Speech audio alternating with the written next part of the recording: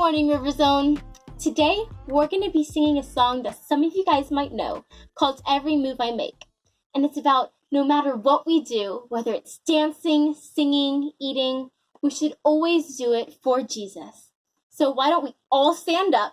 I'm going to be doing some motions, and you guys can dance and sing and worship God this morning. Let's clap.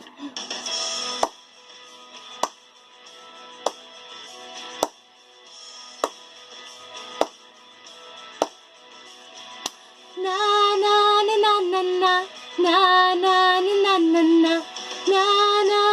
na na na na na na na. Every move I make in you. You make me move, Jesus. Every breath I breathe in you. Every step I take in you. You are my way, Jesus. Every breath I breathe in you.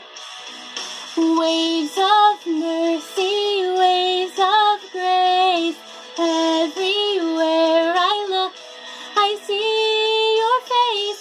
Your love has captured me. Oh my God, this love, how can it be? Na na na na na na na na na na na na na na na na na na na.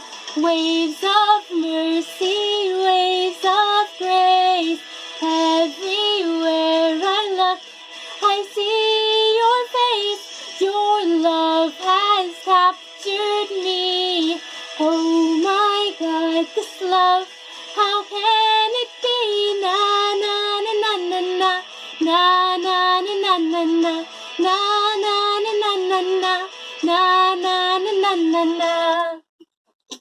All right, guys, have a great day. Bye for now. Hey, boys and girls, welcome to RiverZone this week. So today we have a very simple lesson, but is one that I think talks about a very deep truth about the gospel. Are you guys ready? Let's just dive right in. So we've been talking about how God is and who he is. Do you guys remember any characteristics that we've talked about? Yeah, name them off.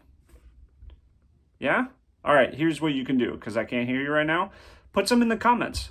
Yeah? That'd be fun. You have to sign in, get your parents' help, but you can put some in the comments. So today we're going to be talking about and answering the question, does God get mad at me? Now, how many of you guys, when you do something that you're not supposed to do, or you don't do something that you are supposed to do, like clean your room or brush your teeth, and your parents are telling you to, go clean your room or brush your teeth, and you don't do it, how many of your parents get mad at you? Yeah? Anyone? Yeah? What about if you are fighting with your brother or sister? Yeah, sometimes parents get mad, right? And sometimes you get mad too. What about when your brother or sister is really annoying you, or maybe your friend at school, or maybe friend at church, or friend in your neighborhood is doing something that makes you upset? Do you get mad? Does everybody get mad? Yeah, we all get mad, right? Now, here's a question. Does God get mad? What is thunder? Is that when God's mad? No, I don't think so. But does God get mad? What does the Bible say? Can we go into the Bible? Let's go into the Bible. All right, so I'm in Isaiah 54, all right? 54. And this is God talking, okay? For a brief moment, I abandoned you, but with deep compassion, I will bring you back. In a surge of anger, I hid my face from you for a moment. But with everlasting kindness, I will have compassion on you, says the Lord, your Redeemer. Wow. So there are a few things in here, right? So does God get mad? Yeah. Okay. Definitely gets mad, because what does it say? In a surge of anger, I hid my face from you for a moment. So here we see God having a relationship with, and this is Israel. So we have God having a relationship with Israel where he would get mad and he would hide his face from them. what does that mean exactly? Well, maybe it means that they wouldn't experience his presence. Maybe that means that he wouldn't answer their prayers, right? He hides his face from them. If they're trying to seek God and he is hiding from them, then they're not actually able to find God, right? So he was mad and he hid his face for them for a moment. Okay, so yeah, God does get mad. And you know what? When he was in this covenant with the people of Israel, which is a covenant based on works and the law, he would get mad a lot, actually, because guess what? Nobody can really live up to this covenant that we have under the law. That's why God created a new covenant. And did you know that's what Isaiah talks about in this verse? It's really cool in the next part, right? He says, but with everlasting kindness. Everlasting kindness. That sounds like it would go for a very long time. I think there's even a battery named after that word, right? So God talks about Jesus in this next one. And it's not explicitly, it doesn't say the word Jesus, but I think we can know that this is what he's talking about, right? Because in Isaiah talks a lot about Jesus, and he talks a lot about the new covenant that we have with God. And he says, to me, this is God talking through Isaiah, this is like the days of Noah, when I swore that the waters of Noah would never again cover the earth.